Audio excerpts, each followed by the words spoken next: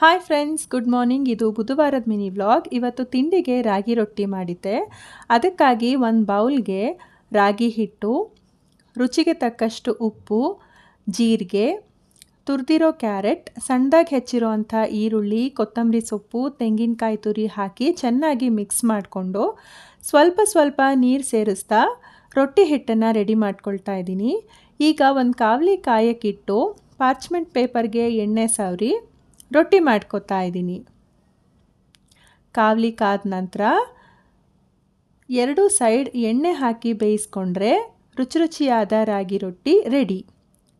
ರಾಗಿ ರೊಟ್ಟಿ ಜೊತೆಗೆ ಕಾಯಿ ಚಟ್ನಿ, ಸ್ನ್ಯಾಕ್ ಬಾಕ್ಸಿಗೆ ಸ್ವೀಟ್ ಪೊಟ್ಯಾಟೊ, ಹಾಗೆ ಲಂಚ್ ಬಾಕ್ಸ್ಗೆ ರಾಜ್ಮಾ, ಕ್ಯಾಪ್ಸಿಕಮ್ ಹಾಗೆ ಆಲೂಗೆಡ್ಡೆನ ಬಳಸಿ ರೈಸ್ ಬಾತ್ ಮಾಡಿದ್ದೆ. ಇದಾಗಿತ್ತು ಇವತ್ತಿನ ನನ್ನ ಮಿನಿ ವ್ಲಾಗ್. ವಿಡಿಯೋ ಇಷ್ಟವಾಗಿದ್ದಲ್ಲಿ ಲೈಕ್ ಮಾಡಿ.